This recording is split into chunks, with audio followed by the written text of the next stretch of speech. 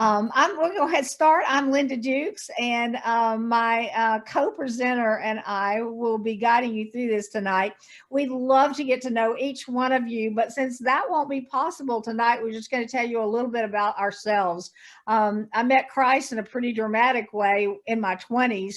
And shortly after that was called into the ministry and started with Worldwide Discipleship Association. While back in 1974 when it began, and have through the years of discipled people. And then about 21 years ago, I began to hear about Restoring Your Heart as a part of our ministry, and went through my first group. And in that group, I began to see that there were things about my family of origin that I really had no idea had an impact on my life currently.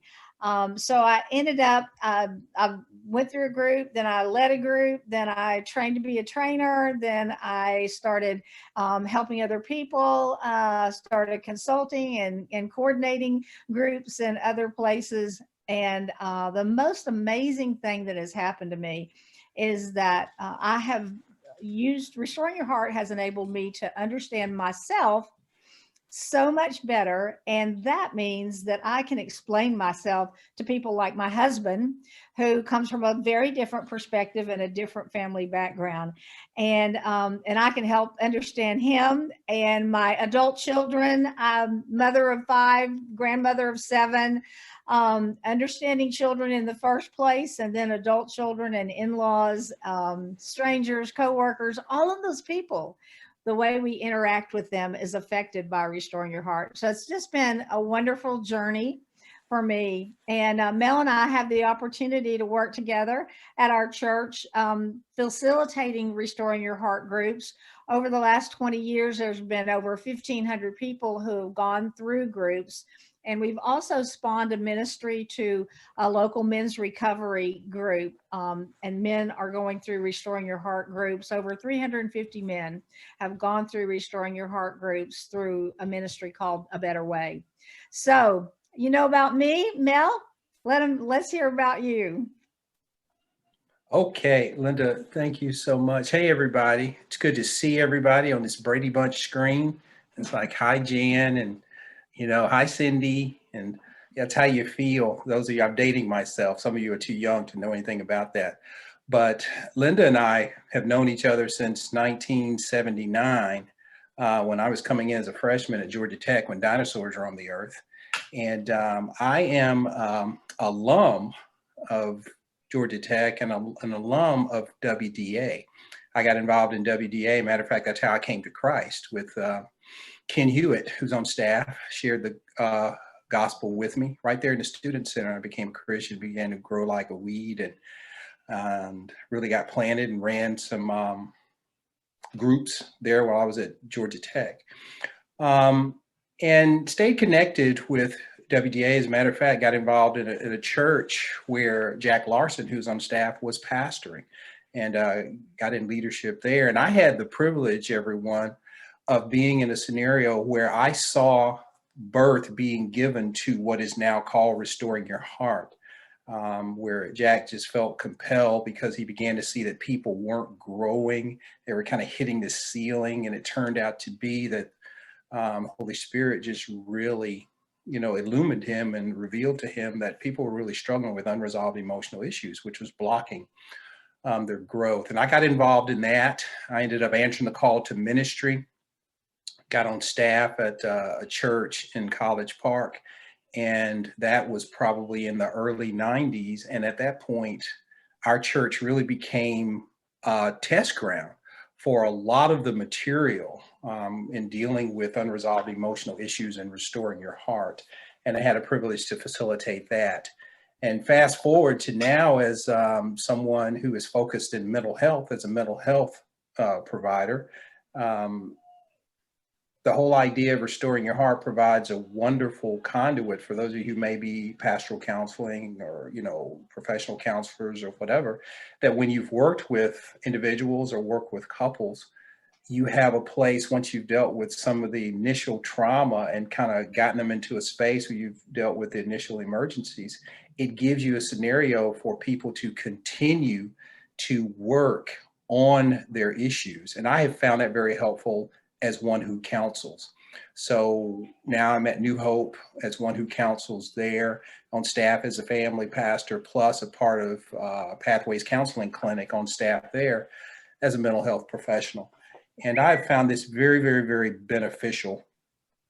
And I think you will too. And just the whole idea is to get people growing in grace in their relationship with Christ. And whatever stumbling blocks that we can remove, and with Restoring Your Heart, those unresolved emotional issues, getting those things out of the way, getting through those traumas of childhood or even into adulthood, so that they can more clearly see the steps needed to be taken as they move in their growth. So that's in a nutshell. That's enough about me. No point in rambling on, but I am so excited to be here. And I am so glad that everyone is here. And I would like to, we'd love to take time to have each one of you, introduce yourself personally, but we can't because there are people still logging on and we're up to 23 people. And we'd like just to take a minute, maybe find out, we got a couple of categories, find out what it is that brought you here. So what I'd like for you to do is, when I kind of go through some categories, just kind of raise your hand, don't be scared, as they say, just raise your hand as to why what brought you here. If you came tonight to find out about Restoring Your Heart for you personally, just kind of give us a hand. If you want to just find out personally about it. Those of you who are, okay, a couple of hands going up. Okay, great. What about if you set aside time to come and learn how to be trained to be a group leader or facilitate? You want to learn how to be a group leader or facilitate. Okay, see some hands there. All right, okay. That seems to be the preponderance of people. Folks are already familiar with it. What if you came tonight and you feel like this is something that your church would be interested in plugging into the ministry there at your church, your local church? Okay, see a couple of hands. Okay, so we got some crossover there. That is very, very good. Yeah. Well, welcome. Whatever brought you here, we want to let you know that at Restoring Your Heart, our doors swing on welcome hinges. So we are so glad that you are here. Yeah. So we're going to have a little PowerPoint presentation. Mel and I'll be sharing with you as we go through that. And we are just very excited about all of the things that we'll share together. Again, if you have questions, just write those down. We'll have time at the end for you to be a part of asking and getting those questions answered. And then we'll give you some other resources at the end as well. So many of you probably heard about this night tonight through an event called Let the Nations Flourish, sponsored by our ministry, Worldwide Discipleship Association. And Worldwide Discipleship Association began in 1974. And we were focused on discipling people the way that Jesus did. Well, Jesus took the 12 and he was with them for 3.5 years, but we use a really interesting tool, and that's called a harmony of the Gospels, in which it gives us a chronological order of what Jesus did while he was with his disciples. And in that order, we began to disciple college students. And then after about 10 years, we started working with internationals, and we sent people out, and we got connected with internationals in various places around the world. And then in 1996, as Mel mentioned, a fellow named Jack Larson, who was a WDA staff member who had gone away to seminary, came back, started a local church, built on disciple building, and began to discover there was this strange thing happening. There were people in his congregation who were doing all the right stuff, checking all the right boxes. They came to church, they went to Bible study, they read their Bibles, they had a quiet time, they prayed, they fellowshiped, they did all the right things, but they seemed to somehow be stuck in their spiritual growth. And that was just really surprising to Jack. he was like, I'm not really sure what is happening here. And it was about that time that Mel met Jack, and Jack began to experiment with people. He asked them questions about themselves and what, kind of about their childhood, and began to find some commonality between those people. So Restoring Your Heart got started because people were stuck in their spiritual growth by their emotional issues. Sometimes we can look really good no matter what's going on inside, like this gal, right, Mel? Yep. And we were in a situation where Linda and I were looking at this and putting the presentation together, and we looked at this slide, and because I'm follically challenged and I don't have hair, that was one of the reasons I wanted the slide in there. I look at that hair, will you? Yeah. I love that. He's got it going on. Yeah. But I think it's one of those things where you can kind of look at it, and it's with regard to Restoring Your Heart, you can look at that and she looks like she has it all together, but you kind of begin to wonder, you can look good on the outside, but wonder if you're hurting on the inside. Right. So Restoring Your Heart comes in. That's right. Yeah. That's right. And it's designed to address those emotional pains that sometimes we cover things up. And it helps folks when they're in the group learn to really identify and express their emotions to other people. Yeah, we've had a hard time trying to get our arms around the definition of Restoring Your Heart, but we came up with this one, and it kind of covers some of the bases. So Mel, you want to read that for us? Yep. And we, believe it or not, what we did is we just said, if we're in an elevator and we were going from floor 1 to floor 20, and someone was there and someone asked us what we did, and we had to define Restoring Your Heart before we got to the 20th floor, how would we do it? But Restoring Your Heart is a gender specific, confidential, small group that enables people to explore their past pain and the unhealthy impact it's had on them, and to grieve those losses and forgive those who have hurt them. Yeah, that's a lot. I mean, it's amazing. I've been discipling people for 47 years, but I have to say that I have never seen the kind of growth that takes place in a person after 14 weeks of going through a Restoring Your Heart group. The very first group that we have is called Processing Pain, and it is 14 weeks, but people go from recognizing things about themselves that they never understood or never identified, to actually sharing very painful things with the group members. Because remember, there's this confidentiality there. There's this little safety net. And when people get in those kind of groups, they often share things they have never told another person. Linda, I think it bears emphasizing that on this screen, there's some specific things. You mentioned one of them, the confidentiality in the group, but those of you who are on here, you need to know that these are gender specific groups. In other words, men are with men being facilitated by male leaders, and women are with women being facilitated by female leaders. And that's very important, because suppose in your background growing up, if you are a man and you had a domineering mother, and you needed to share about that, but you were intimidated because other women were there. Or if you were a woman who was abused, by an uncle or something like that. So being gender specific is very important, as well as the confidentiality. Exactly. And that ability. Yeah. And the thing about it is that we don't just help people understand what is going on with them, but we also give them permission to grieve those losses. And that may sound like, wow, I don't know if you really need to do that. We think about grief in terms of someone dying and losing that person. But when we have emotional pain, especially as children, we don't have a way to deal with it. We deal with it the best we can. We need people in our lives to give us permission, recognition that something wrong really did happen, and we were injured in a way that deserves being grieved.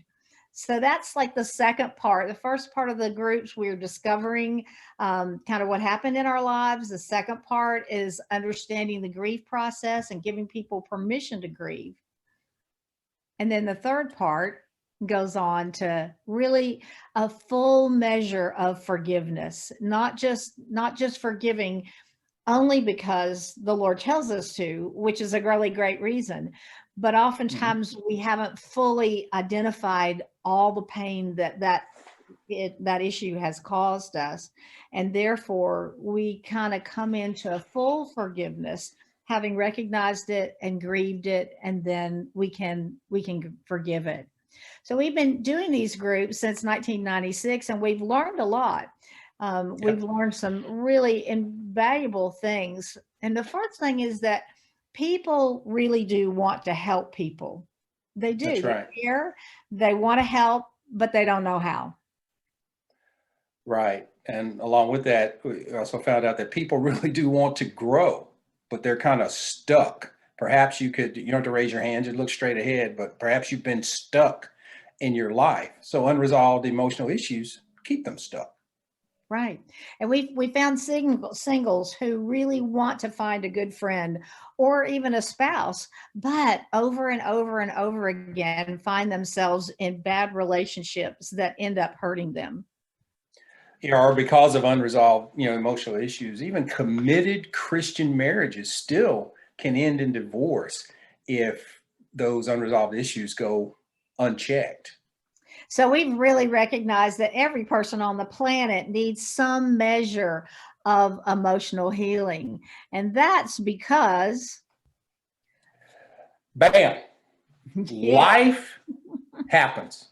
it does, doesn't it? It happens It does. to all of us in some very, very, very unexpected ways. Wile E. Coyote, if you're old enough to remember, was constantly trying to make trouble for the Roadrunner, but it just kept getting turned around on him. And so life happens like that and 1,000 other ways. Well, one That of the is ways that so life happens true. is in developing emotionally based problems. And Mel's going to start telling us about how that happens in childhood. Yeah, this is one of the things. It's based on the concepts of human development, and we called it our beloved 3-column chart, and it moves from left to right, looking at childhood, looking at adulthood, and then getting into the adulthood and restorative process. But there are lots of causes of childhood pain. All of us as children had some level of pain. The way my wife says it is that everybody comes from a jacked up family. It's just your level of jacked upness. I think that's a theological term. But sometimes there's active abuse in your family of origin. Sometimes there's neglect, which causes unmet needs. Sometimes a child can make just poor choices, and that brings about pain, or sinful responses to what life throws at them. Or it can also be based upon the personality of the child and the role in the family. So any single of these or any combo platter of these can bring about unresolved issues. They go unresolved issues. The result of not being able to process the pain can be things such as, you adapt to survive. In other words, you can get into addictive behaviors. You can develop defense mechanisms. Sometimes you end up suppressing negative emotion. You just push them down, say, I don't want to feel that. That feels too bad. I'm just going to push it down. Or you can develop a false belief system. Well, I'm no good, or bad things always happen to me, or I did something bad, or I am broken. Or you can, that goes into developing a shame-based identity. So instead of saying I did something bad, which is guilt, shame says I am bad. And we can come out of our childhood. And when that goes unprocessed, if you look at that middle column into adulthood, here's some of the additional problems that can be experienced in adulthood. You bring this up into the development process, you can get into relational problems. You can get into poor decision making where you're compulsive or don't think through, or your mind and your heart don't have a communication.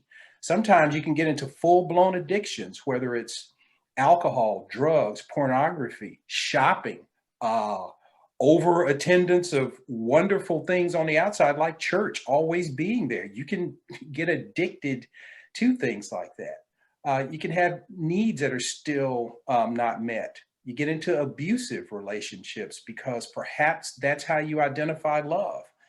Depression, where you're trying to hold all of those emotions down, Linda, for so long, and the serotonin and all the other chemicals in your brain just begin to deplete and you become depressed. Or you can numb your primary, negative feelings and begin to look at the secondary emotion. We may have been hurt and been sad, but because we suppress that, it can morph into anger. And the way I say it is, anger is low-hanging fruit on the emotional tree of life. And everything morphs into anger when it goes unprocessed. And also it shows up, spiritually, because you can develop this poor relationship with God. And you can basically feel like your life is out of control. And so that's Linda, I know we yeah, that's a lot. So why don't we throw it back to you, just kind of look at some of the aspects of the restorative process. So once we've identified that from childhood and people are presenting with these issues, when you go through a restorative process, what are some of the things that happen there? Yeah, what we've seen is that even though you may have maybe not all of these and maybe only one or two, that there's still some results that happen in our adult life in which we end up hurting relationships that we're in primarily and our relationship with God, but we can turn that around. The aspects of the restorative process are we learn how to end abusive relationships, take control of addictions. We learn to properly view and express emotions. Now that is something, I don't know about you guys who are married, but my husband and I would look at each other and we'd say, we seem like we have the same argument 14,000 times. It's just, verse 297. And those things just don't seem to get resolved. But in restoring your heart, we learn why we do the things that we do, and sometimes why we feel the way that we do, and how that can be so messed up. And so, but if we learn to express those emotions properly without blaming the other person, we really begin to see progress in our relationships. So we get to. Linda, I got to Now, I just wanted to interrupt you just for a second. Don't you think that also in that number 3, where you talked about properly view and express emotions, don't you think the world is feeling a lot of emotions now with the global pandemic going on? That's a practical way of learning how to process that. Or if you get into the pandemic of social injustice, racism, things like that, sexism, all of that, there are emotions that are there. And if they're not processed in a healthy way, then that can lead to issues. And that's part of what the restorative process does, is it gives us a way in real time to learn to process things like what's going on with us right now. Yeah, Mel, you mentioned a while ago that that anger is often the result. And so when we don't resolve pain by understanding our emotions and being able to express them in a nonviolent way, it often does end up in violence, at least in the form of anger, if not worse. So it's incredibly important that we learn to properly view and express our emotions. And then that we have an opportunity to grieve the pain. I tell people in my group oftentimes there'll be tears. And I tell them that the tears are just a representation of the pain that's been inside of them for so long, and it's having an opportunity to come out. And it's really beautiful to see that. I say tears are welcomed here in our groups. And then we get to understand that we have needs, and all of us were born with needs. God created other people to help meet those needs. He, of course, is the primary needs meter. But we need to recognize that we do have needs, but sometimes we go about getting those needs met in inappropriate ways, and that there are really great ways that we can get those needs met by communicating. And then learn to distinguish between healthy and Yeah. unhealthy thinking and behavior. One of my favorite parts of processing pain is in the beginning when it talks about healthy and unhealthy family systems. And it has descriptors of what a healthy family looks like in the area of let's just say, resolving conflict. And so there's a list of those things. And then the unhealthy ways of resolving conflict are listed. And we ask people, how many of these did you see in your childhood? And oh my goodness, it's amazing that when it gets written down like that, they see very clearly that they picked up some unhealthy ways of dealing with conflict. And then foster Yeah, healthy. Linda, Yeah. I just want to jump in there. I just want to do a brief recap just because I'm I want to make sure that I'm not using nomenclature that people, don't understand. And I think Linda mentioned this before, but when we're going through this process, and we're going to hit it later, and you hear us saying things like processing pain, well, that's one of the topics, and then understanding our emotions, and then conquering shame. Because I just wanted to make sure that you all were tracking with me as I put that out there and as we talked about those things. But we're going to get more into that. But that's it doesn't make sense right now, but it'll all come together. It will. Thanks, Mel. I appreciate that. Yeah. And then foster healthy relationships and a healthy support system. Finding out how to find safe people, so people that you can really trust and talk to, especially if you haven't had any safe people in your life. And then learn to grow spiritually, to find out how the emotional issues that we encountered are really affecting our relationship with God and how those barriers can be broken down. So it's an amazing process, and one that we know that we've benefited from being a part of, and we believe you will too. So, what's the role of the church in emotional healing? So, what do we do with all of that as the church? If we go to the church with our emotional issues, what often happens?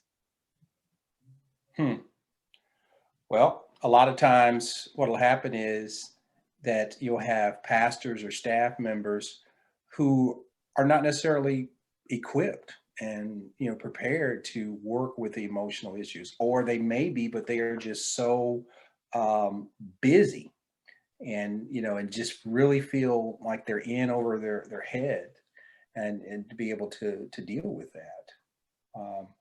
So Or there's when no. pastors are overbooked, overworked, those kind of things oftentimes don't happen. The being able to sit down and having a 2-hour counseling appointment, or even an hour counseling appointment.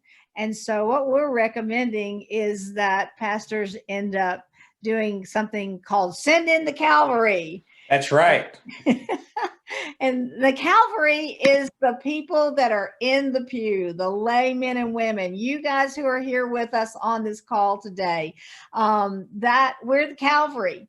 Ephesians Right. tells the pastors and teachers to do what, Mel? To equip Right. others, Yeah. to equip the people. Ephesians 4. Yeah. To be equippers. And so that's what it's about, because the quote unquote, if you want to call it, the professional clergy can't do everything. Mm-hmm. And that is not, his or her role to do that. But Right. it is to come along, to equip and come alongside and model. So that's why a lot of you all are here, and it allows lay people to really just play a vital role in this process of helping people heal from their past pain, understand their emotions, grieve their losses, and really move into forgiveness. And what we see through Restoring Your Heart is that we have the opportunity within our churches and our relationships to really go beyond, hey, how are you? And the obligatory, fine. But really expect a more, realistic answer. Right. So has this ever happened to you? Here we go. Somebody says, "Hi, how are you?" And your immediate response is, "I'm okay." But in reality, there can be all kinds of things going on. Everything from disappointments to betrayal to stress to unmet expectations. And my personal favorite on there is confession. I did not even know what a confession was, but I looked it up. And a confession is the state of being unclear in one's mind about something. And confessions is just more of the same. Not to mention fear, failure, and uncertainty about the future.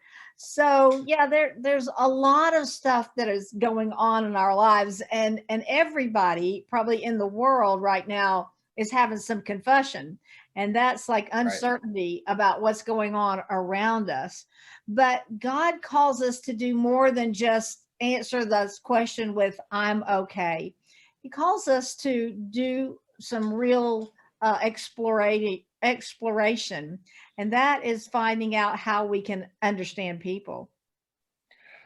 So when we look at understanding people, that means recognizing us, recognizing that he created us as what I call integrated people, that we are supposed to recognize and deal with not just the spiritual that you see down the bottom of that list, but also deal with the physical, staying in good shape, eating well, relational, having healthy relationships. It kind of relates to going back to that previous slide.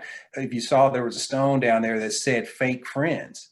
Sometimes you can share something, or someone will be in a quote unquote Bible study and they want to pray for Sister Mary, but it's just really a Christianized way of gossiping.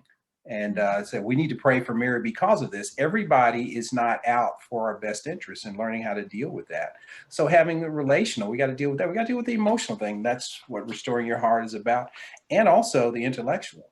So God designed us that all of these things should work together like a well-oiled machine. And if one is out of balance, it throws everything out of balance. Hence, something like restoring your heart comes along. Yeah, and we found that getting to know people is really difficult to do if we're all in the hi, how are you mode, and that we give very brief, only pre-described responses, things like I'm okay, or I'm doing fine, or praise the Lord, life is good.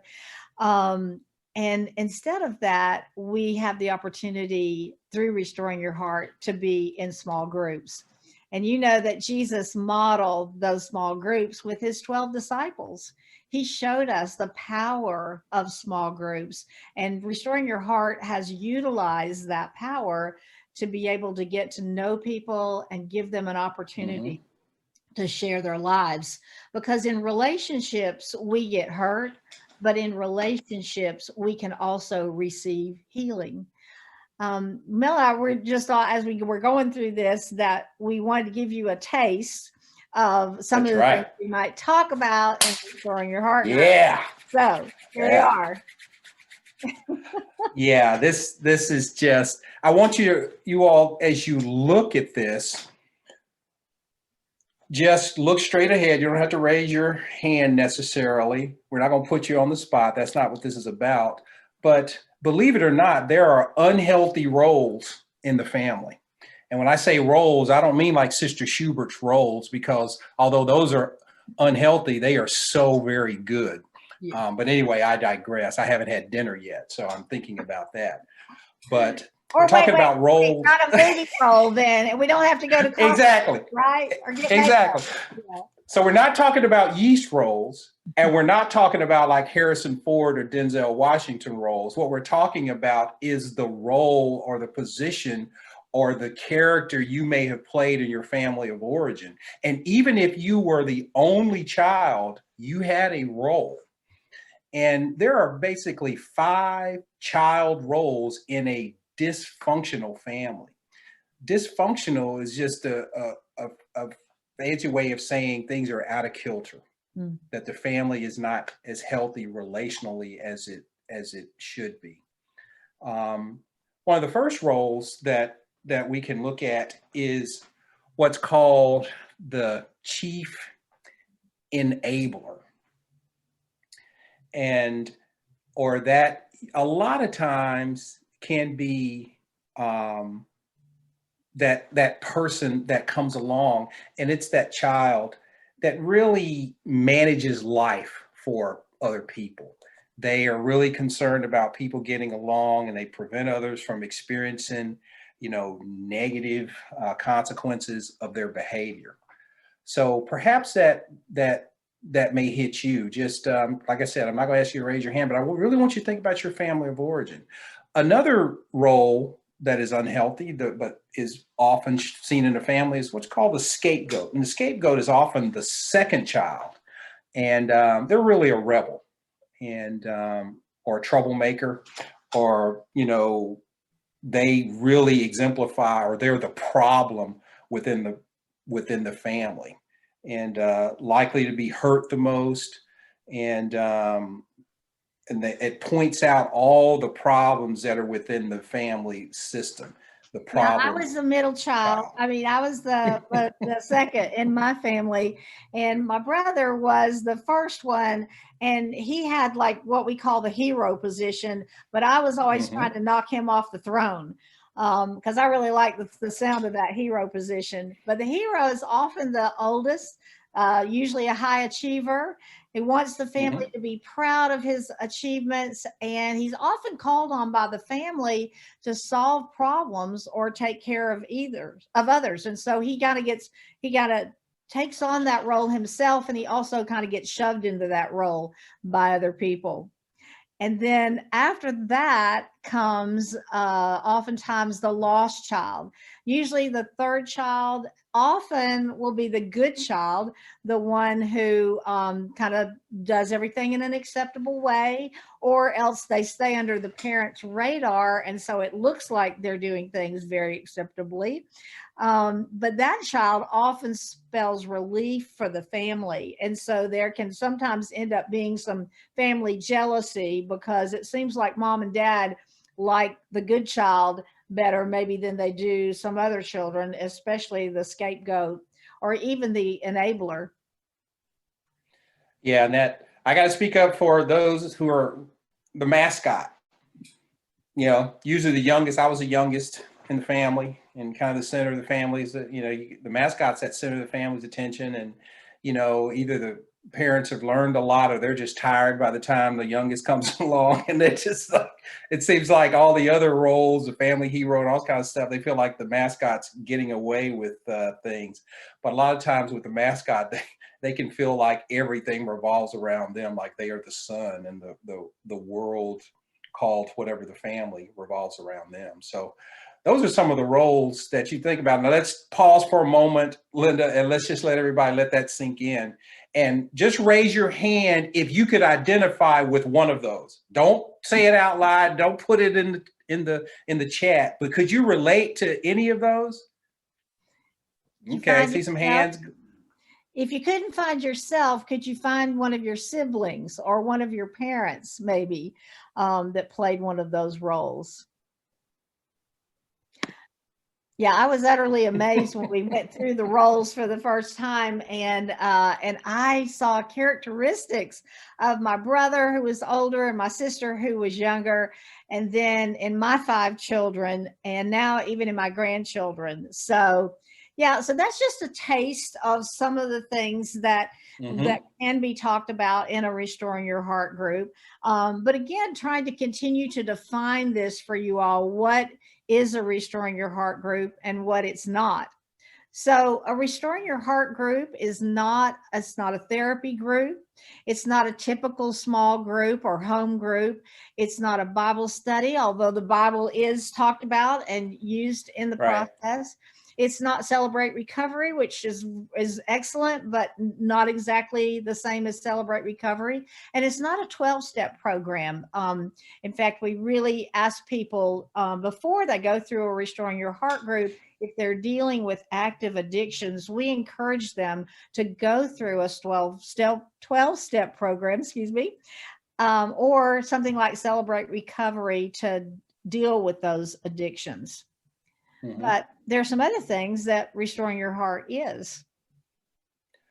Yeah, instead of it being taught, a Restoring Your Heart group is facilitated. That's just a fancy way of just saying made easier.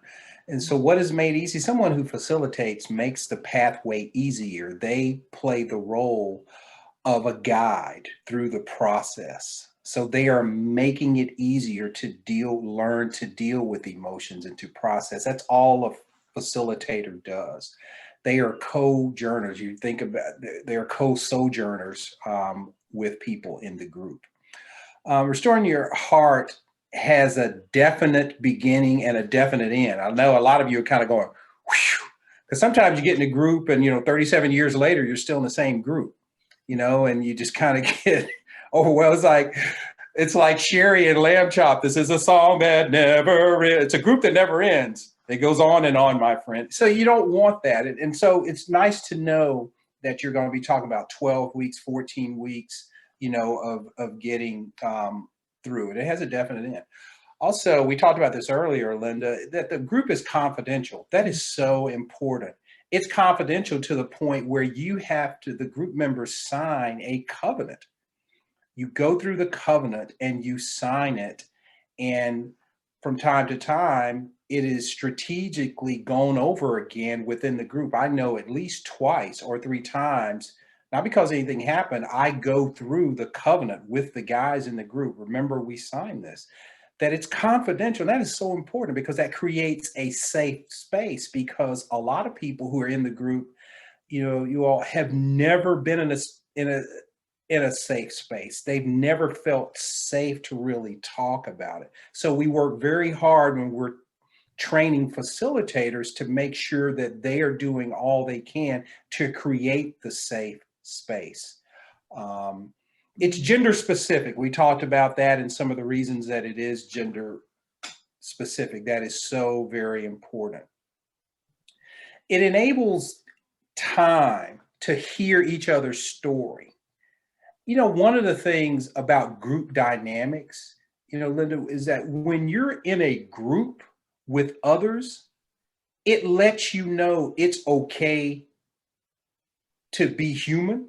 Mm-hmm. Because we get isolated and we feel like everybody else has it going on. And we see Sister and Brother Brown drive up and at church and they look like they got it going on. They look rapper dapper and they've got everything going on. And you're hurting inside and all of that.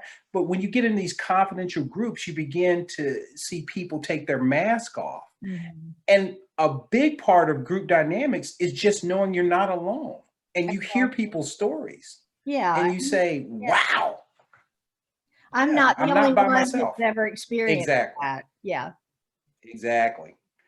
And so just being able to hear other people's stories, it helps you to work through a process in a set number of sessions.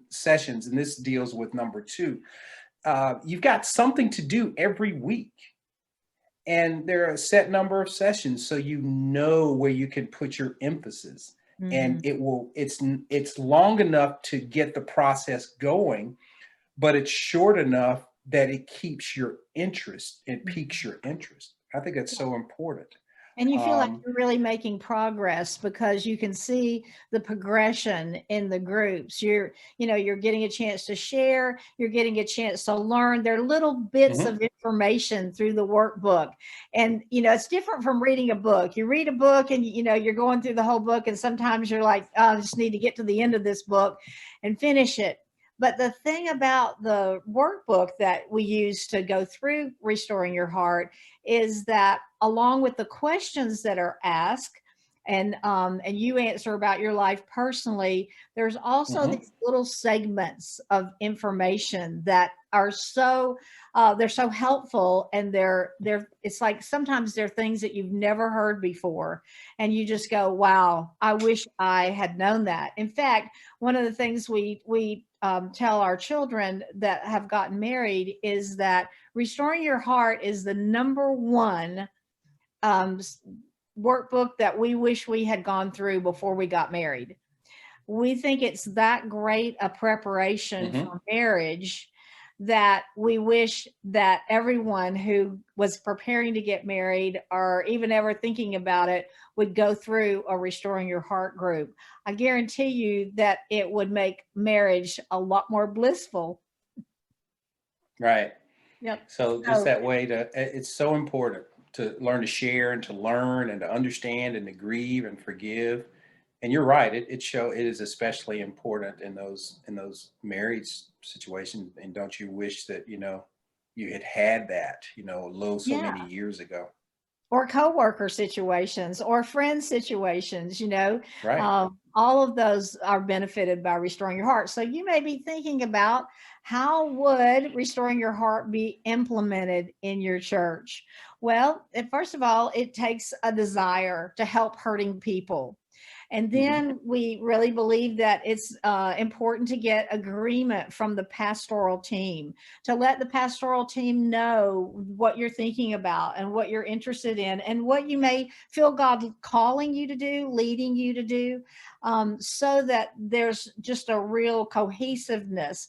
The church is able to support what's happening, and the participants know that it's kind of been approved by their church leadership.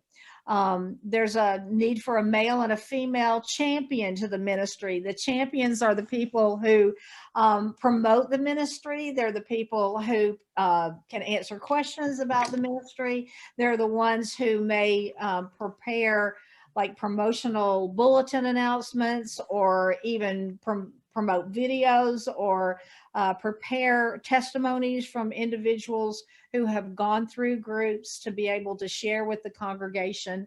They're people who want to own the ministry and want to promote it within the church and in the community. And then it really helps to have someone with administrative skills, because as people start wanting to Amen. find out about groups and when they're going to meet and how long they are and where do I get my workbook and all of those kinds of things, having that person with administrative skills makes things go a whole lot better for the whole team.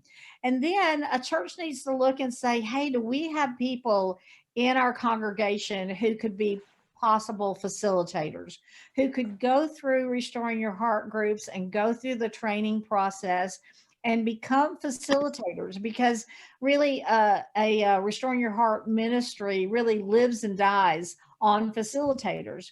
There need to be strong facilitators that people can come to and feel like they really are going to be able to have that real Restoring Your Heart experience. The one, as Mel described, is facilitated, where people come and they're safe and they sign a covenant and they agree together to do their homework, to read their assignments, to share within the group, to let their leader know if there's something that comes up during the group that is going to affect their participation.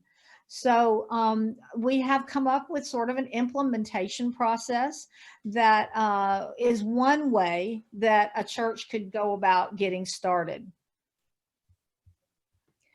So the Hey, first, congratulations. Look at that. Number one. that's right. Congratulations to everybody on this Zoom.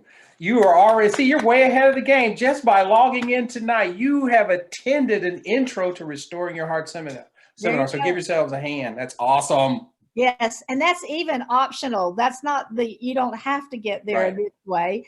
The second way to get started is to read a booklet that Jack Larson, the founder of Restoring Your Heart, wrote, called How Emotional Problems Develop. And it really takes that 3-column chart that we looked at early on and breaks it down and talks about each one of those issues and how they happen. And along with that, there is a 4-week guided discussion. And so without any training at all, you could order a copy of How Emotional Problems Develop with the 4-week guided discussion, and you could just put that out in your church as a topic: how emotional problems develop. And that group could be a gender, not a gender specific group, open to men and women. Right. You're not going to be really talking about your personal life. You're going to be talking about how emotional problems develop in people in general. And so that doesn't need to be a confidential small group, but it's a great way to get people thinking about and talking about how emotional problems develop. And oftentimes what happens in those groups is people begin to recognize, oh my, I may have some emotional issues that I really didn't even realize. Some things that were discussed in the book happened in my life. And wow, I'm not necessarily handling those things really great. Yeah, that is so true. And we're talking about, Linda and I are talking about with Restoring Your Heart, we're talking about this chart is best practices, Mm-hmm. but we've kind of called ourselves the king and queen of asking for forgiveness and permission. these are best practices, but as you said, we want you to. We'd love to see you at point number 3, participate in 1 to 2 Restoring Your Heart pilot groups. Where Linda's going to talk a little bit more about that, some pilot groups that are there, but you could just set some things up at your church or get on the waiting list for some of the pilot groups that can be through Eventbrite, where you can actually participate Mm-hmm. and see and feel what it's like to be in a group and work on your own issues, because there's nothing like word of mouth advertisement. I've seen several of you in the chat just tonight as we have been talking about how it helped you, or you were grateful for the workbook, or you were glad it was gender specific, or it helped you work through some issues. Participating in that pilot group is so important. It moves from theory to reality. It really does. And then, after the first group is processing pain, the second group is understanding emotions. And after 1 or 2 of those groups, then there is a leader training course that's 10 weeks long. And we'll tell you more about that later. But it really is an excellent training process that has been developed over the years. And then after you have leaders that have been trained, you can become an active Restoring Your Heart ministry site and start leading groups. So that's one way to begin a ministry. We call that the roadmap. And it's the path that we highly recommend, depending on how much help your particular church might need. WDA staff can work with you on a fee-specific basis, but there are other ways to start. The first is go to our website, restoringyourheart.com, and read about Restoring Your Heart. There you'll find all kinds of stories, comments from people, video stories, presentations that were made at different ceremonies where we focused on Restoring Your Heart. You can check out the frequently asked questions section. You can sign up on our waiting list for a group, or you can email us about your specific situation. All those options are available at our restoringyourheart.com website. And then you can go to Eventbrite. You may or may not be familiar with Eventbrite, but it's just a way that people sign up for different events, and you can register for one of the Restoring Your Heart groups that are offered. You start with the 14-week group, Processing Pain. If you sign up that way, there's no charge for the group, and you just order a workbook from Amazon and get started.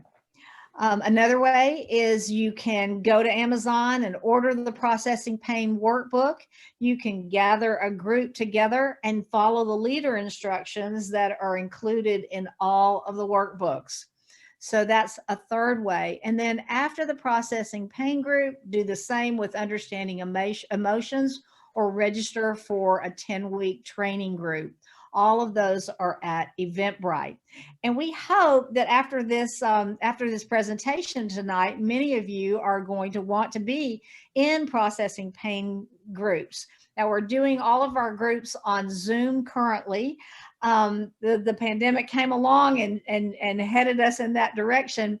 Interestingly enough, we had already had just a first test group just to see how it would work, because we found that there were people all over the world who wanted to be in Restoring Your Heart groups, but there wasn't a group in their locality. So we began leading groups on Zoom and found out it was very effective. And then the pandemic hit and all of our groups moved to Zoom.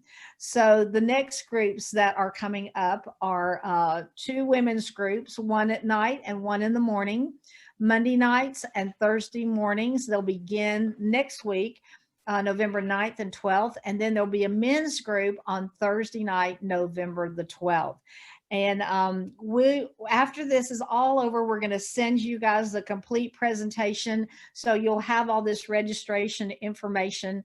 But if you want to do that, you can just go to Eventbrite and click on one of those groups and register. Now we try to keep groups around 6 people. And so typically they fill up fast. So if you're interested in being in a group, go ahead and register for that as soon as possible. We will have additional groups coming in January, but if you want to get in a group as quickly as possible, these are the groups to register for.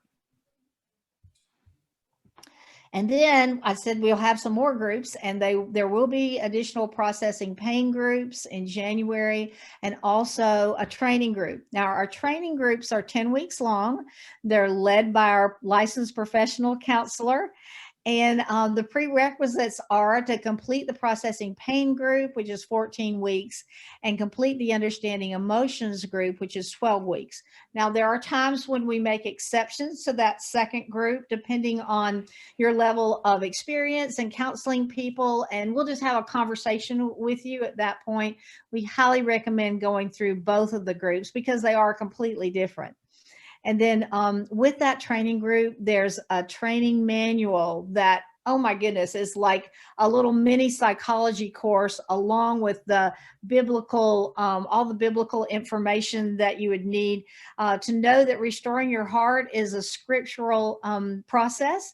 And then we also, when we talk about Facilitator Essentials, as Mel mentioned, we're talking about helping people understand the difference between teaching and facilitating. Probably many of you on this call have been teachers before. You've either taught as a pastor or a Sunday school teacher or a Bible study leader. But restoring your heart groups have a very different process. And then we'll talk about group dynamics, about how to manage what happens in the group. Sometimes somebody gets mad. Sometimes somebody breaks out in tears. Sometimes somebody says something like, you think you've got problems, you should hear me. Well, those kind of things are going to have an effect on the group. And so when we talk about group dynamics, we're going to give you scenarios about things that happen in a group and let you talk about how you would handle that scenario. This training, a lot of role playing, a lot of role playing there. Yeah, we do a lot of role playing in that, because Linda and I can guarantee you, for years of doing this, if you get to the point God's calling you to lead, you will have situations like that where someone is over talking someone else, or someone just storms out of the room. What do? Well, understanding group dynamics, but learning also to trust the group, that the group's going to take care of itself. So we have things out here, all this training, to let you know that you're not alone. Mm-hmm. We will continue to be a lifeline for you for questions that we have. So it's very important that you understand it. But that group dynamics is so important. It gets really exciting too. And the thing is, it's great because you get to try it out with people before you do it in a real group. Yes. Yes, exactly. Those training groups are male and female. They're not separated by gender. So men and women will be together in the training groups. There'll be one on Wednesday mornings, January the 20th, and another one Thursday evenings, January the 21st. Now, those groups are also very much limited in size. And so if you think that is a way that you want to go, then you want to get in one of those groups as soon as possible. And again, you can register at Eventbrite. It'll take you there.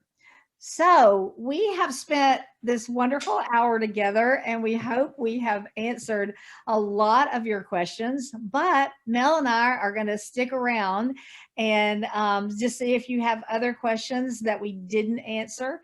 But if you can stay, and then if you have to go, please visit us at our Restoring Your Heart website. It's just www.restoringyourheart.com. And there you'll see a menu up at the top. You can look at groups. You can look, there's leader information. There's an About Us section. And so there's a lot of additional information there. We have information for pastors and information for counselors. So we want to give you an opportunity, you know, if you have to go, that you still are able to get some additional information. But the long story short is we want to hear from you. Yay. Yes, we like to get mail. And we'd love to know your thoughts about the presentation tonight. If you felt it was helpful, what you wish we would have talked about that we didn't. If you wanted Mel to wear a wig instead of showing us his bald head, you know, any of those things. A lot of glare. Yeah. Just put those in an email to us. Again, a very easy email address, ryh@disciplebuilding.org. So besides that, you can, you know how it is in the middle of the night, you have this question comes to you and you're like, there's nobody around to answer it. Send us an email at that time. So thank you all for being here. We are so grateful that you joined us. Again, if you can stay on the call, we're going to answer questions. And so we'd love to have you stay and talk with us and get to know you a little bit. All right. So I think there was as you unshare your screen, I think there was a question out there about, are there any other groups, women's groups out there on the horizon beyond November 9th? Yes, there are. There will be groups in January that we won't start groups in December because that's kind of a crazy month. But we will start groups again in January, and all of those groups will be on Eventbrite. But if you're not sure, we don't have the January groups posted yet because we're promoting the November groups. But if you either can't do November or you don't get into one of the November groups, then just please go to our website and look at the groups tab. And when you get to that section, there's a little icon that says join a waiting list. And in that case, if you're on the waiting list, we will let you know right when we begin to publish a new group so that you can get in and right at the beginning. And if you have a question, you don't want to put it in the chat, just raise your hand. Go ahead, Mel. Linda, I just saw that Roland Tejada had a question. Hey, Roland. Okay. He wanted to know, can you use Restoring Your Heart in one-on-one or in life coaching? The answer to that is yes, most definitely. I have done that as a counselor.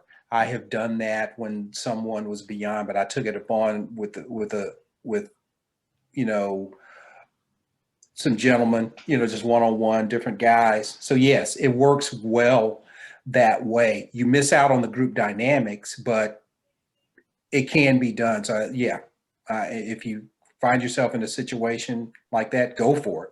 And it works fine because it doesn't leave you carrying all the water, so to speak. They have the workbook and they get a chance to do that and see what bubbles up. And then you can come alongside them and just as a life coach. So yeah, and facilitate there. So yeah, you can do that. Right. So what other questions do you have? Yeah, Matt. Okay.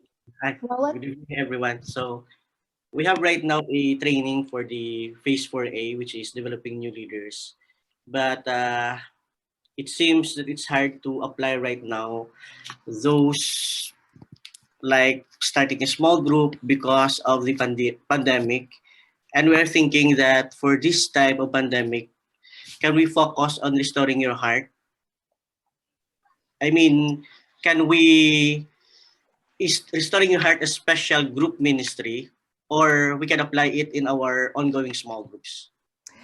Well, the difference in using it in another small group is that those groups are usually not gender specific, and they also there's not a covenant of confidentiality. I'm not sure how your small groups are. Our small groups in the States typically are open groups in which people can come in and out of the group. And that does not present a good, safe situation for people to be able to share the things that are really on their heart. A small group that has been meeting for a while and feels very comfortable. There are aspects of the Restoring Your Heart workbook that can certainly be discussed. There's like things about healthy ways to handle conflict, unhealthy communication skills. There are different parts of it, even the parts about roles or about the grief process. There are parts of the workbook you could pull out and discuss in a small group. But the difference is that the workbook asks very specific questions about a person's life, and those you would not want to do in a group that wasn't confidential and protected and gender specific. Does that make sense? Yeah. Thank you so much. Yeah. And Roland, best practices would be that this does not need to be incorporated into any ongoing group that you have. It wasn't really designed for that. So I wouldn't try to, that's a lot of work, and that's just not going to work out for you. Set this up as a separate process. And that's how it was designed. Although there are benefits, as Linda said, there are benefits. You could pull some things out, but you're not going to get the effect if it's not covenant, confidentiality, all of that, because most small groups are not confidential. They just aren't. And the benefit we're seeing in the States is that with the pandemic, a lot of churches aren't meeting. There are a lot of small groups that aren't meeting, home groups that aren't meeting. And so in one sense, it's a great opportunity to be able to help people heal emotionally, especially in the middle of this pandemic. And so we're doing groups on Zoom for that purpose. It prevents the infection rate, and it also gives people an opportunity to have a really close-knit experience, even on Zoom. When we do groups on Zoom, all of us know that have done groups in person and on Zoom, it's not as good, but it's still good. And there's still so much progress that can be made. Thank you so much. Yeah, it's still impactful. Okay, we've got, I think, Periati Ratanga. Oh, wait, Matt, I think Matthew had his hand up. Was Matthew up first? Okay, great. You go ahead. Matthew, can you unmute yourself?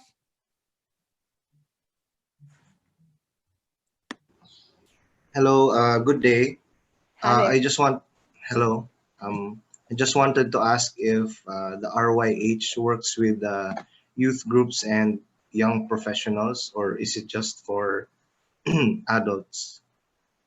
Great question. And that's a question that we have pondered long and hard about. And actually, we have done groups with, I'll just say 20-somethings, especially 20-somethings that still lived at home. And we found that it was very difficult for those young 20-somethings to really be able to take responsibility for a lot of their things while they were still living at home. It also can create tension between the parents and the children, just because children are addressing some of the pain that was caused in their life, often by their parents, but not necessarily because they were abusive or bad parents, but they parented the best way they knew how. In my own life, I grew up with Italian. My dad was Italian and my mother was a feisty English lady. And there was just a lot of arguing and loud voices. And I had an older brother who was trying to dominate me. So I learned at an early age that if you want to get your point across, you need to get it loud and strong. Well, as the Lord would have it, I married a man who grew up in a home where he was the fourth of two older brothers and 3 older brothers and a sister. And oh my goodness, all he was looking for was peace. There was a lot of going on in his house, but his way of dealing with it was looking for peace. And so when we married each other, we had no idea that when you're dating, you don't have a lot of conflicts. At least we didn't. But once we got married, we did start to have some of those, and we handled them in totally different ways.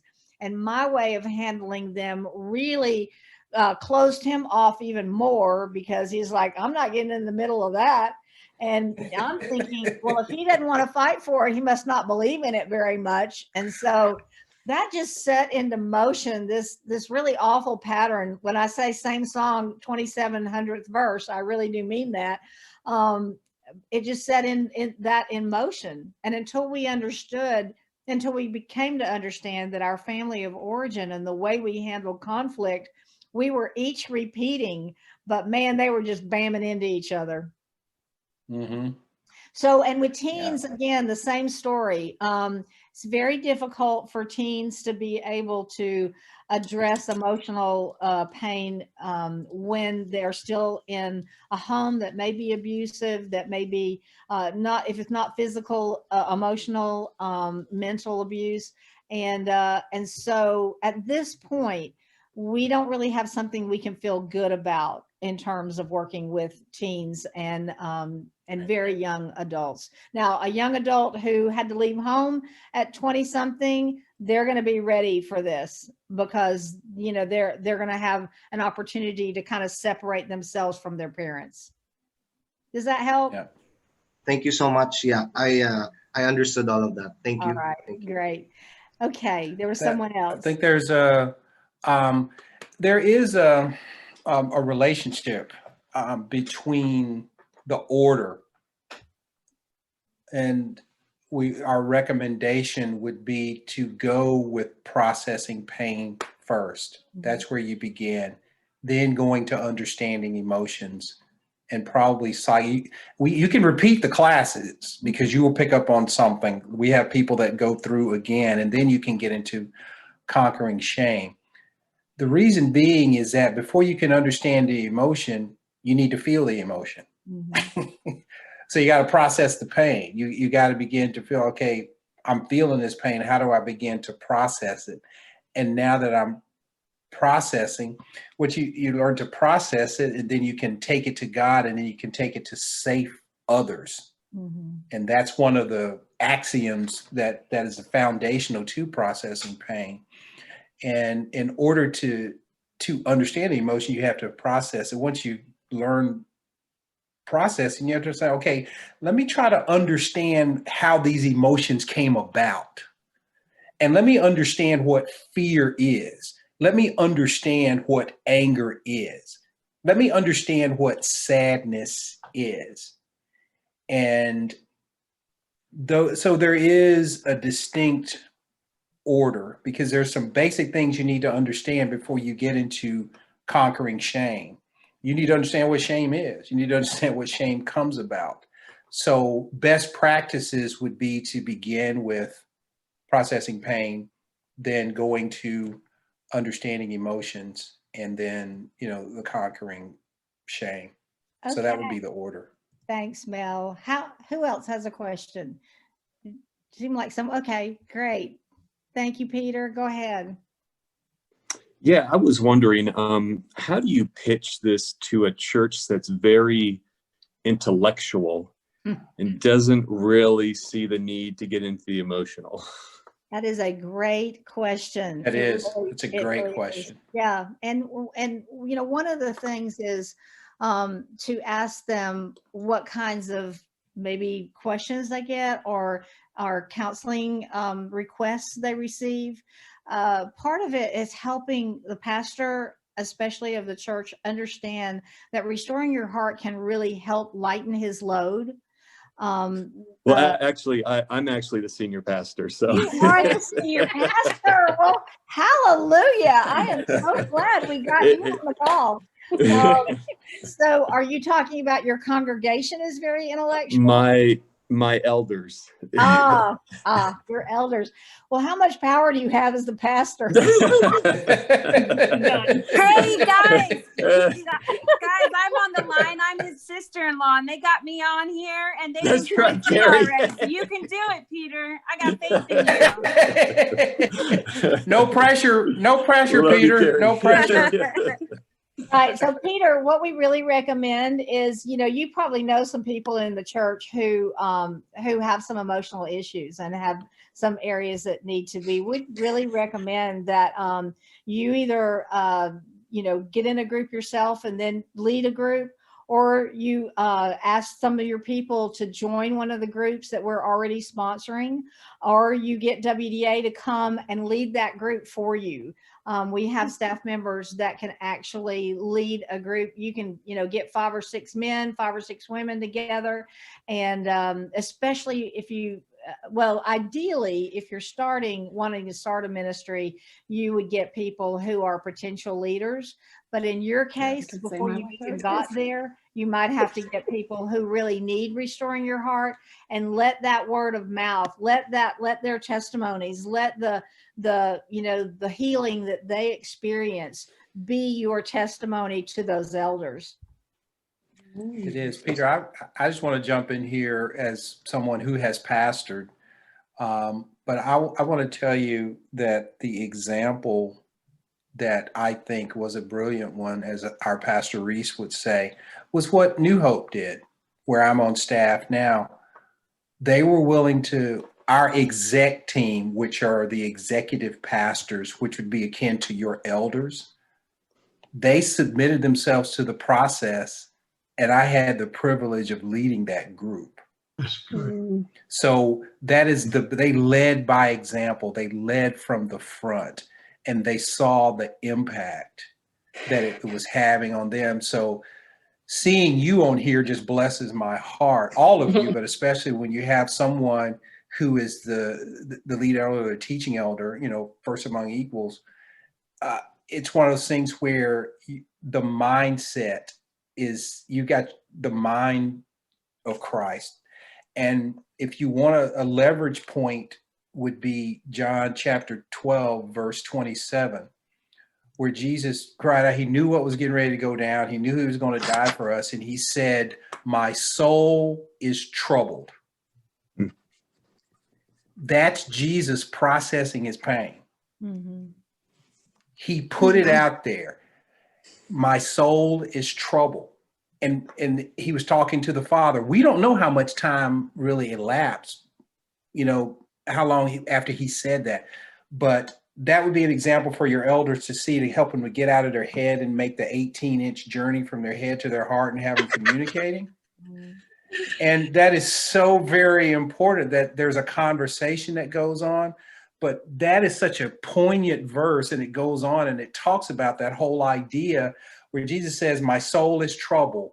But after he processed it, he began to understand his emotion. And then he said, "But can I not do the very thing for which I was sent here to do?" He understood the emotion. He put it in its proper place, and he was able to progress. And fortunately for us, it was his progression to the cross and dying on the cross. So that may be just a poignant verse that can be a leverage or a fulcrum point for you to have, your elders to kind of really, throttle down the brain power and really getting to think about it. I mean, I get it. I get it, but that's a great question. But you're leading by example by being here, and the best thing, they'll want to intellectualize it, but the best thing would be to begin praying and just say, "Okay, guys, let's submit ourselves to the process and go through it ourselves," if they're willing to do that. Too, Peter, our key verse comes from Luke 4 and also Isaiah 61, when Jesus said, "The Spirit of the Lord is on me, because he has anointed me to proclaim good news to the poor.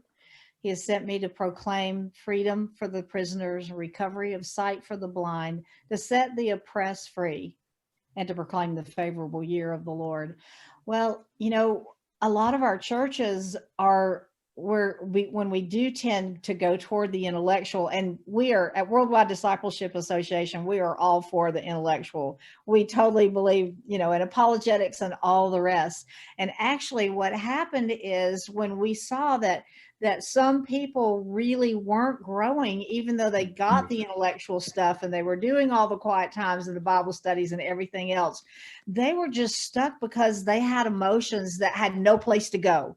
Mm-hmm. And so, you know, when we talk with our elders about the fact that Jesus said, that's what he did when he stood up and proclaimed Luke 4. I mean, that was his calling card.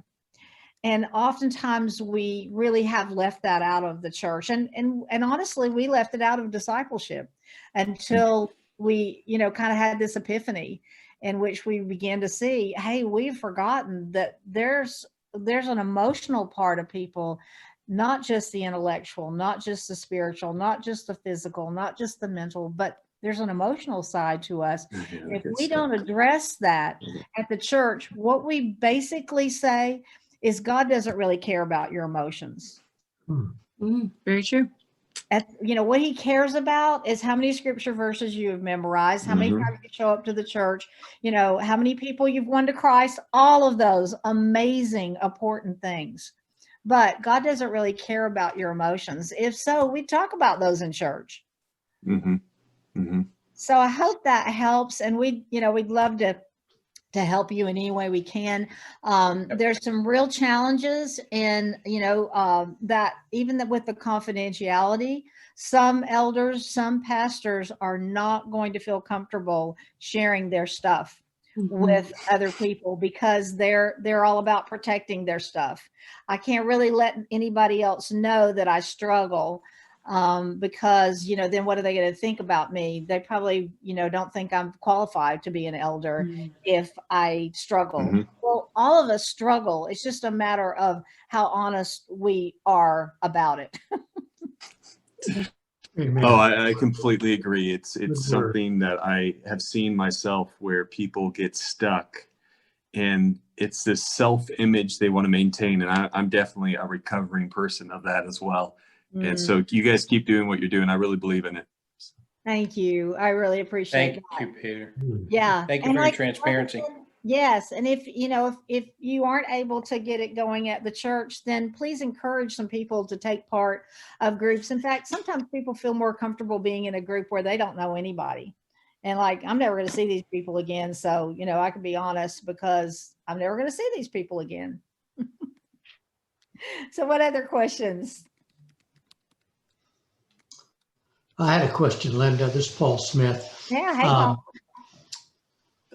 One of the, I talked to someone in the office the other day. I ordered the materials and from Amazon to present them to a church. And so I've been talking with some people.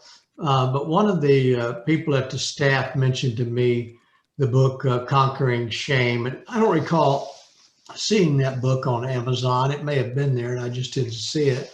But I did not see it in your pathway either. I think you had a kind of a requirement to take the processing pain and the understanding emotions for your facilitators. That was a pretty high standard, I thought, which is good. I mean, you know, this church does have a pool of potential facilitators because they've been doing ongoing lay counseling ministry for a number of years. And so my question is do you still require that processing shame as part of the Conquering Shame? Yeah. Well, conquering shame? yeah, Conquering Shame is actually the third in the progression, but we don't require it before a person goes through the training group. We, we find that group leaders really get to know the members of their group really well. And so they oftentimes are enabled to be able to advise a person, you know, what they need to do next. And so if we find that a person has grown up with a lot of shame, even though they wanted to lead groups eventually, we would encourage them to go through a Conquering Shame group before they did the training, but it's not a requirement. Does that make sense? Yeah, that's good. All right, thank you. Okay. And do you offer custom training to a church, you know, with a fee? I would, particularly at a local level, you know, on that. Okay, if needed. Definitely. Yep. If needed. Yeah. Okay, other questions?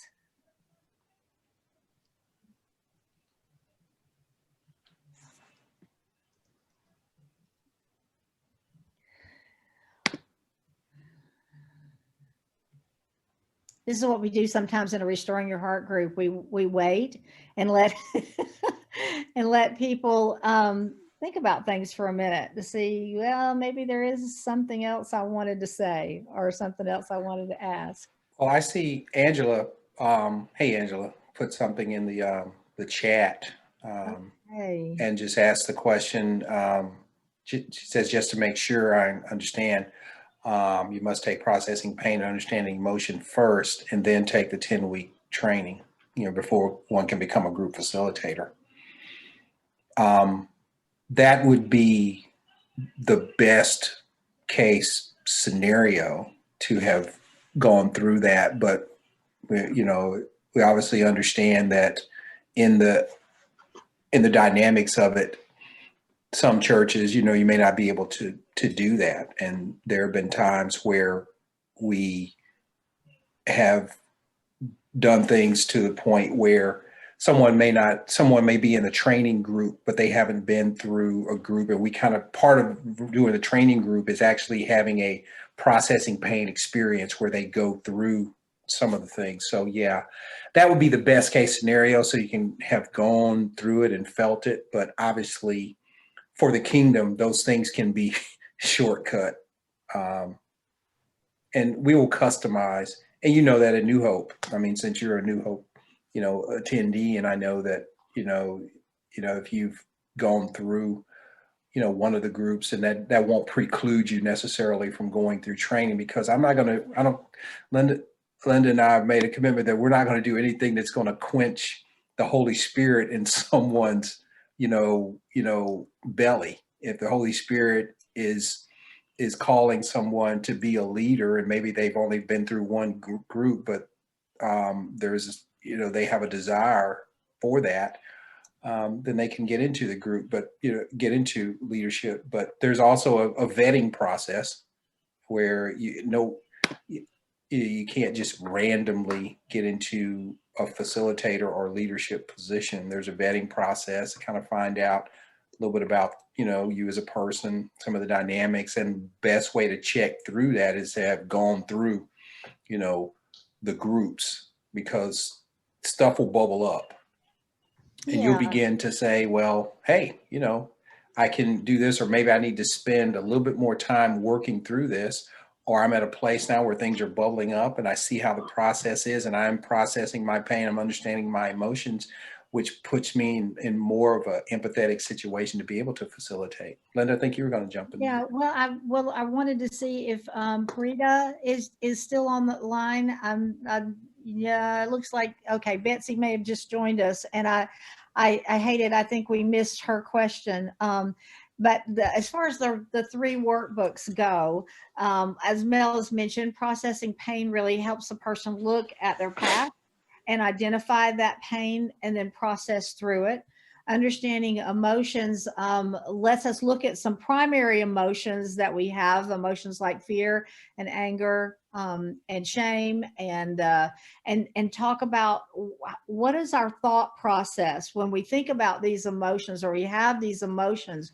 When I'm angry, do I ever ask myself, what am I really feeling besides anger? I might be embarrassed. I might be feeling devalued. I might be feeling put down. But what you see is anger. You don't see the emotion that's behind that. And understanding emotion really helps us look at the thought processes we had.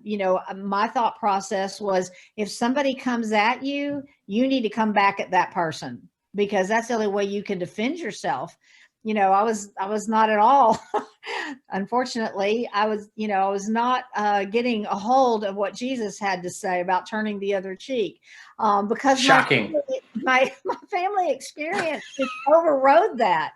it just totally overrode it. And so that natural response that came up into me was much more powerful, until I began to understand that even though I learned that as a childhood pattern, and my personality certainly played into that, that was not necessarily the best way to handle discussions. There weren't discussions, there were arguments. And I was intent on winning those arguments because I had to win them with my brother. Yeah. So I that, think and one then of the third one, I'm sorry, one more thing. She No, has go about ahead. relationship Yeah. in the 3 workbooks, Right. understanding emotions, and then oftentimes in processing pain and in understanding emotions, we come face to face with this really big area of shame. And so conquering shame is the last workbook. As Mel mentioned, we want to make sure that we process the pain and understanding some emotions before we get into trying to deal with shame. Because if you go there, without having those kind of tools in your tool belt, then you can often get in trouble. So we want to take people there, but we want to take them there as safely as possible. So sorry, Mel, go ahead. No, it's okay. I got a hand up. I think, yes. Is that George? Yes. Hi. Hi there. Hi to everyone. So I'm George. I learned this through a friend. I'm George, and I'm running a shelter for abused children. I'm from the Philippines, and I'm thinking, like, personally, I'm not a social worker, I'm not a psychologist, but I think this program will help us, not only our children, but also our staff. But if you can give me an idea on how can we start it up? Like, for me, it's my first time, and I want to go through it myself. And also, I would like the children, if you will, like, suggest that we all go through the program. I'm just thinking how I'm gonna implement it in our organization. If you can kind of help me with that. Thank you. George, Great thank question. you. Yeah, it's a great question. First of all, as far as you going through a group, which is absolutely ideal, we do have groups right now on Eventbrite. Now, the problem is going to probably be the time span, because the Philippines is like 12 hours different. But we do have a gal in the Philippines who is leading groups, and I'd love to get you connected with her, because she'll probably be offering a group at a time zone that's better for you. We would highly recommend this for you and your staff. Although I just need to tell you, it would be, oh my goodness, ideal for your staff, because that's going to help them understand so much about what things the kids are bringing with them to your program, what kinds of hurts, what kind of pain, and how to help them. Unfortunately, the workbooks are not really designed for children. They're kind of adult questions, and and are asking for adult responses, and on an intellectual level, it's just kind of beyond the grasp of children. But for your staff, oh my goodness, this would just be so ideal for you all to go through. And we can hook you up with the gal in the Philippines, and you could participate in one of her groups, and then have other people that are on your staff also participate in those groups. Thank you so much. Would be happy to be connected with them. Like I said, if you have specific situations, please contact us at the Restoring Your Heart at RYH at disciplebuilding.org. I'm going to type that in the chat right here. And it will be on the PowerPoint presentation that we're going to email to each one of you after tonight. Thank you so much. Absolutely. Thank you for asking. Okay, so there is the email address, and that we can give you some more specific connection with. Her name is Rain, and she's wonderful. You'll love Rain. Are there other questions? Okay. Yeah, Roland. Is it ideal that before we will certify our small group leaders or life coach, that they would go through Restoring Your Heart ministry in order that they will have basic skills on how to handle those under them that are Absolutely. Yeah. In fact, our the fellow that's in charge of our life coach ministry at our local church specifically asked for everyone who was a life coach to go through a Restoring Your Heart group, because he knew that in life coaching, many of those emotional issues were going to come to the forefront, and it would just give the life coaches a much better perspective in how to help the people that they were coaching. Thank you so much. Sure. Yep. How about anybody else? Looks like Paul had a question. Yeah, I had a quick question. My wife and I took Restoring Your Hearts, I'm going to guess pretty close to 7 or 8 years ago. I don't quite remember now. It was at New Hope, one of the probably the second or third classes that you had done there. I don't recall.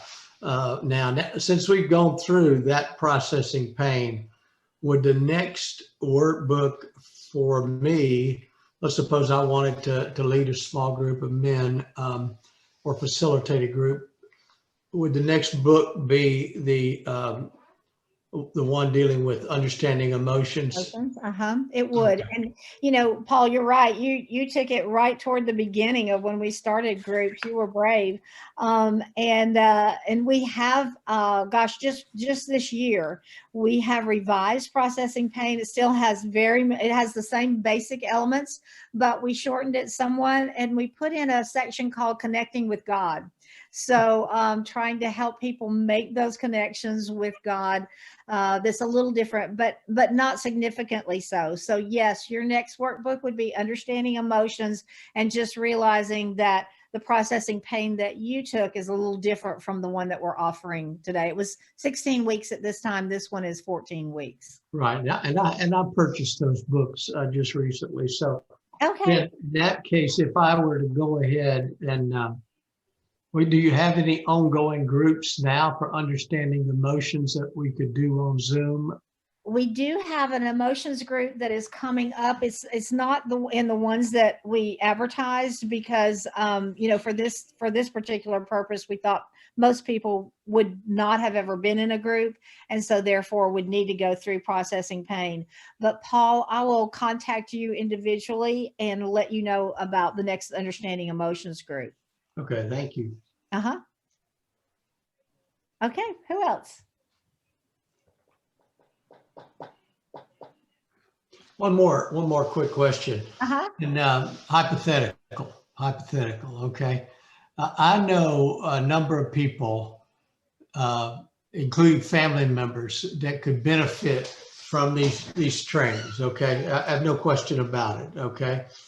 So as an individual, as long as we get the training and we go through the proper process here, are we able to go ahead and launch groups on our own like that? Because I do a lot of disciple work like that. I don't have to ask permission to disciple someone, and so I just wondered if you supported that. But I understand the value of the training and all of that, and certainly would make sure I avail myself to all of that. But yeah, absolutely.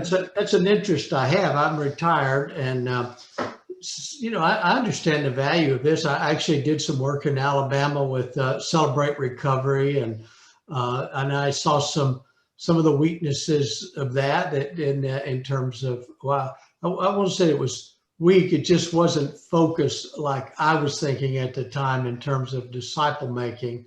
It was more recovery more than disciple making.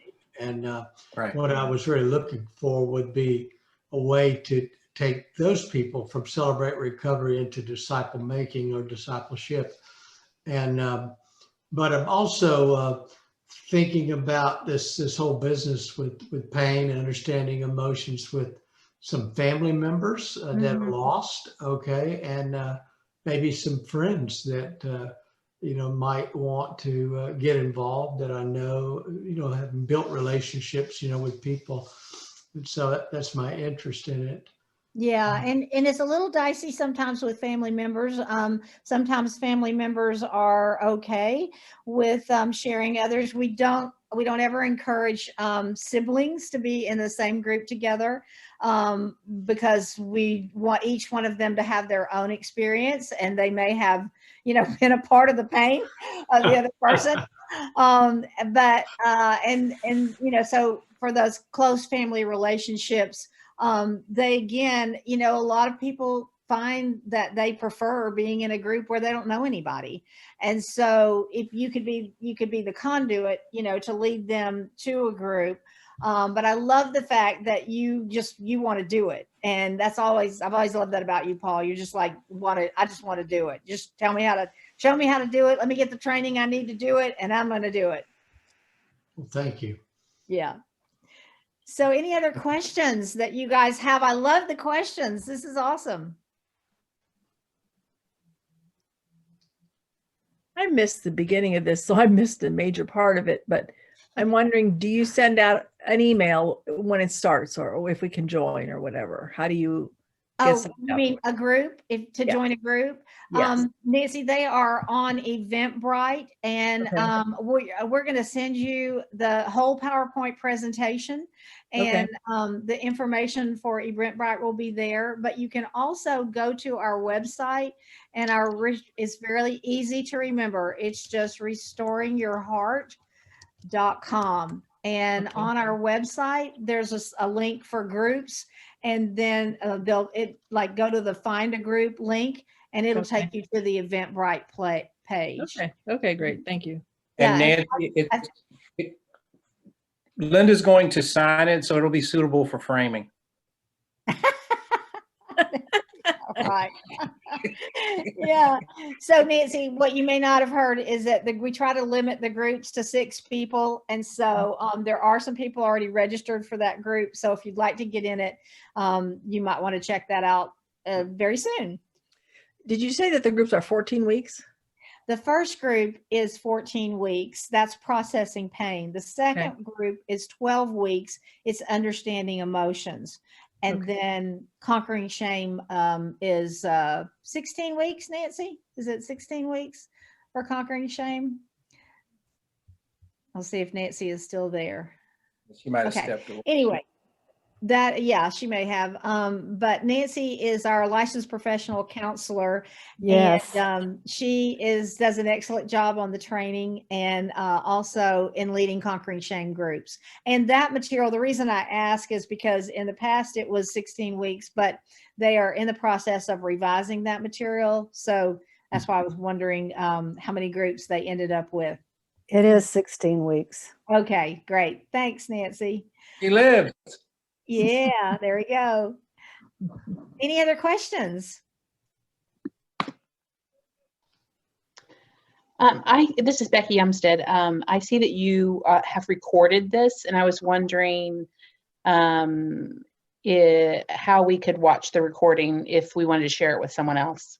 Okay, we are going to send you the recording, and then you can just pass it on. You can, email it to a friend. And we'd love for you to do that. So thank you. Okay, thanks. Yeah, we want to get the word out, and we feel like, honestly, God just is amazing in the way he brings a purpose out of pain. And this whole pandemic has really forced us to put some things online that we hadn't done before. But yeah, so it's really exponentially grown. Okay, let's see. There's some more people that just joined, Betsy and Joselito. So I'm sorry that you guys missed the main part of the presentation, but as long as you registered, we will send you the PowerPoint presentation. And then I've put our email address. It's also in the PowerPoint presentation that you can email us afterwards and ask us if you have any specific questions that are not answered in the presentation. Thank you. Absolutely. We're glad you could come. So I think I'm going to get Mel to pray for us and close this out for now. We've had a great time. Thank you all for persevering and staying in there with us. We are looking forward to what the Lord is going to do. Again, if you need a specific help in an individual area, or if your church is interested in starting Restoring Your Heart and needs some help, we'll get with you and give you all the skinny on how to do that. Amen. Hey, let's pray as we'll wrap up. Lord, thank you for this time that you've allowed us to gather together in your name. Thank you for how you've pricked the heart of these women and these men to better understand on a personal level, or to facilitate in their church how to process pain, understand emotions, and conquer shame. Lord, you find so infinite, you have infinite ways to draw us to yourself. And I just thank you for the fact that you put a burden on these hearts to learn how to deal with unresolved emotional issues and thereby being drawn closer to you. Lord, we thank you that in everything that we do, in our coming in and our going forth, you are with us. You're a lamp into our path and a light into our feet. So, Lord, I just thank you for this time.